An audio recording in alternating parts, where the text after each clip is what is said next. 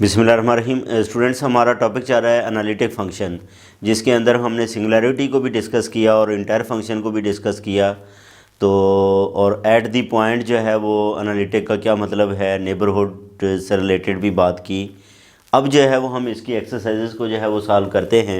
Exercise में कहता है apply the theorem in section 21। अब सेक्शन 21 में जो थ्योरम है वो काशी-रीमान इक्वेशन से रिलेटेड था, कि जिसमें काशी-रीमान इक्वेशंस तो जो है वो स्टूडेंट्स आप लोगों को पता है नेसेसरी कंडीशन की हमने बात की थी। अगर पार्शियल डेरिवेटिव्स कंटिन्यूस हो तो वो सफिशेंट कंडीशन हो जाती है।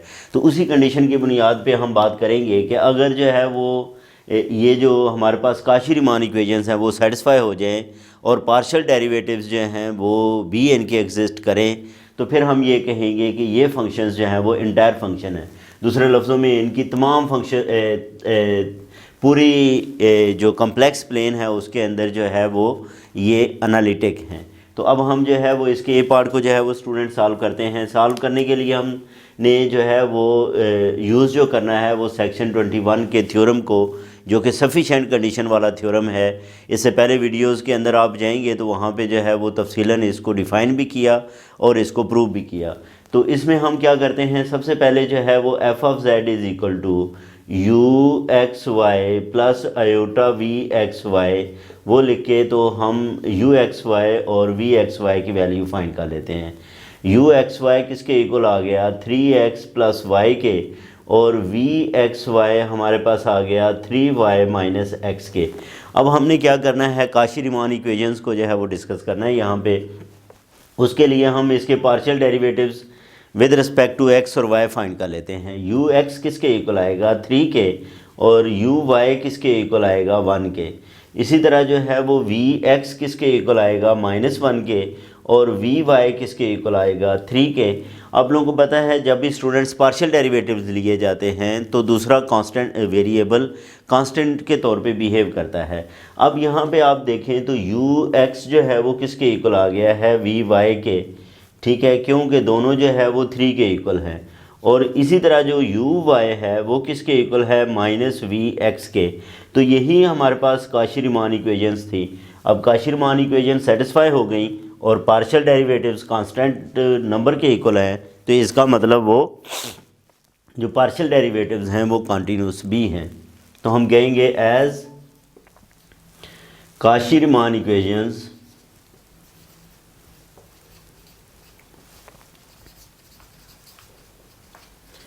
are satisfied and partial derivatives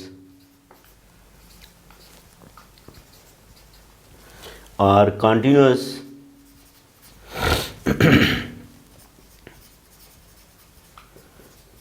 so f of z is analytic in the whole complex plane.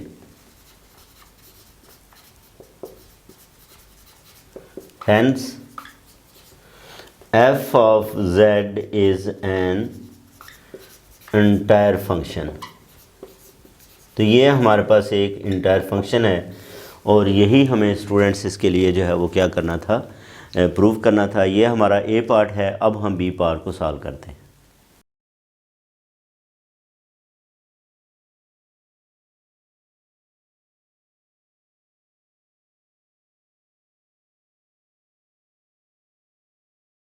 अब स्टूडेंट्स ये हमारे पास बी पार्ट है। बी पार्ट में एफ ऑफ जेड इसके इक्वल गिवन है। उसी तरह आप कंपैरिजन करके f of Z is equal to you x Y plus iota we x y लिख लेंगे। फिर हमने स्टूडेंट्स क्या करना है, इसका कंपैरिजन कर लेना है। कंपेयर करें तो यू एक्स वाई जो है that is equal to sine x cos hyperbolic y, और वी एक्स वाई किसके इक्वल है cos x sine hyperbolic y के इक्वल है। अब हमने क्या करने हैं, इसके पार्शियल डेरिवेटिव्स फाइंड कर लेने हैं। इसका partial derivative with respect to x क्या आएगा, cos x cos hyperbolic y, और विद रिस्पेक्ट टू वाई क्या आएगा, साइन एक्स, और कॉस हाइपरबॉलिक वाई का डेरिवेटिव क्या आता है, साइन हाइपरबॉलिक वाई आएगा। फिर इसका with respect to x partial derivative लें तो वी एक्स किसके इक्वल आएगा, कॉस का minus sine x sine hyperbolic y, और वी वाई किसके इक्वल आ जाएगा, cos x cos hyperbolic y. अब हमने काशी-रीमान इक्वेशंस को जो है वो देखना है कि वो सेटिस्फाई होती हैं या नहीं होती। तो इसमें अगर आप देखें तो ये जो यू एक्स है वो किसके इक्वल आ गया, u x is equal to v y के। और इसी तरह इनको आप जो है वो देखेंगे तो ये क्या आएगा, यू वाई किसके इक्वल है, माइनस वी एक्स के। तो ये क्या है, ये काशी-रीमान इक्वेशन सेटिस्फाई हो गई, विच shows that Cauchy-Riemann equations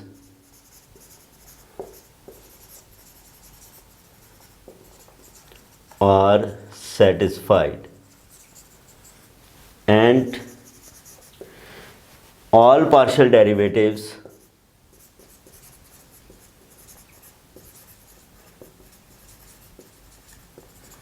are continuous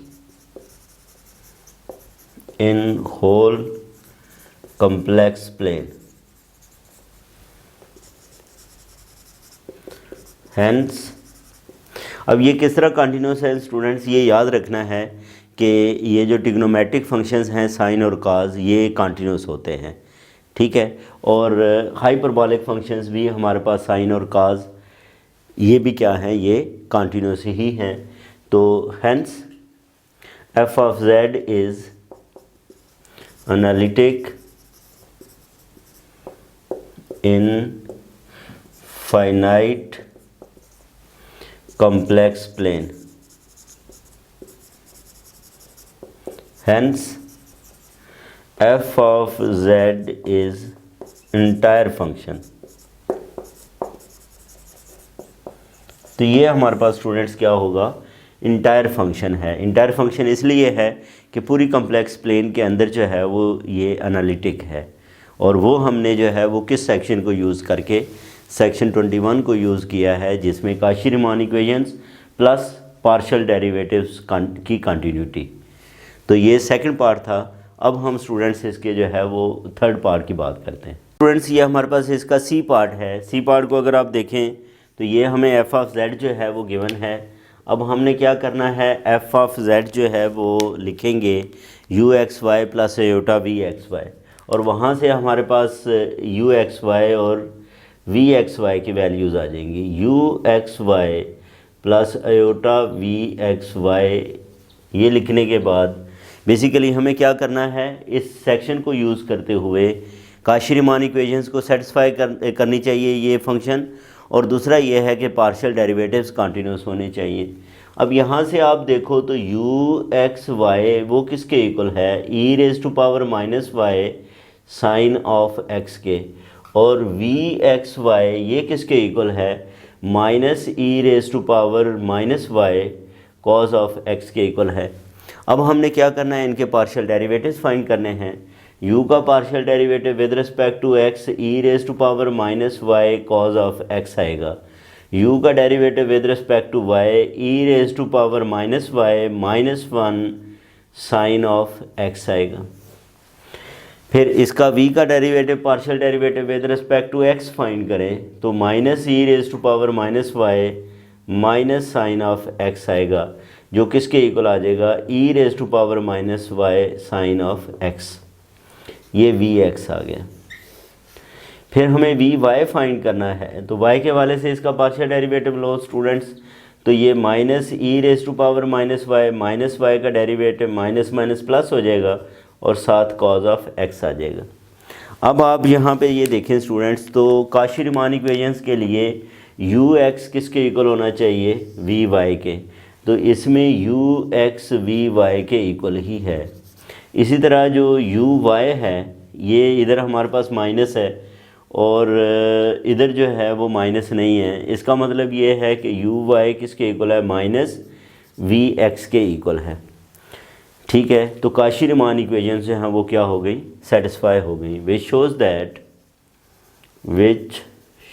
that Kashi Riemann equations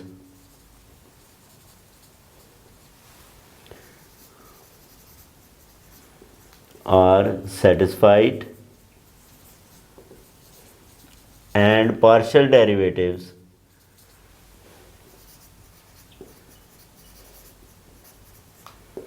are continuous, hence f of z is analytic in the finite complex plane and hence f of z is entire function। इसका मतलब ये है कि f of z जो है वो क्या है, वो इंटायर फंक्शन है। अब हम जो है वो स्टूडेंट्स डी पार्ट को जो है वो सॉल्व करते हैं।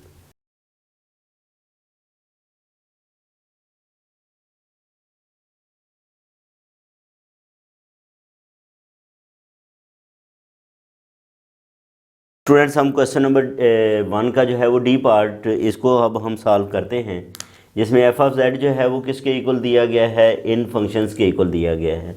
तो हम इसको अगर लेट कर लें कि एफ ऑफ जेड जो है वो किसके इक्वल है, जी ऑफ जेड और एच ऑफ जेड के इक्वल है, where g of Z is equal to z square minus 2 and h of z is equal to e raised to power minus x minus iota y। अब अगर आप ये देखें students के g of z जो है वो इसके इक्वल है, जो कि एक पॉलिनोमियल फंक्शन है। g of z is a polynomial complex valued function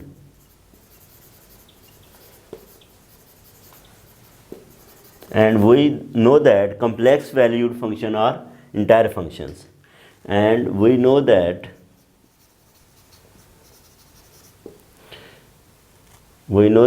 polynomial functions are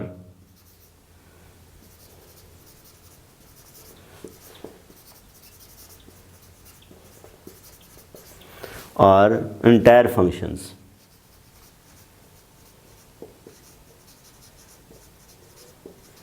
एक तो ये है।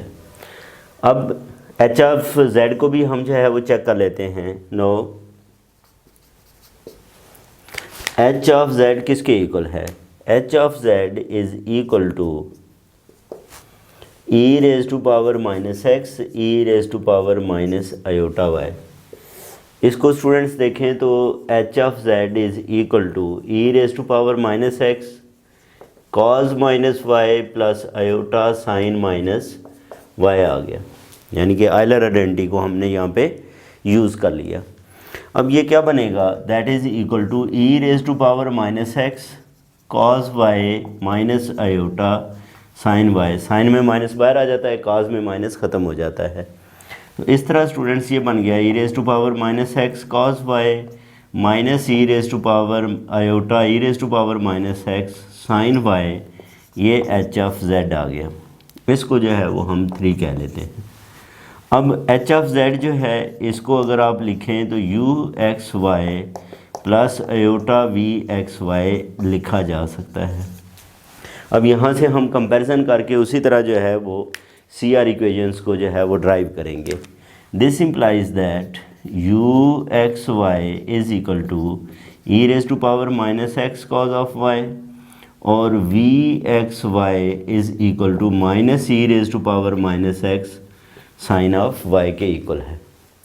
अब इसके पार्शियल डेरिवेटिव लें, यू एक्स जो है minus E raise to power minus x cos of Y आ जाएगा और यू वाई जो है वो क्या आएगा, minus E raise to power minus x sine of y, क्योंकि साइन ऑफ वाई कॉज का डेरिवेटिव माइनस साइन होता है।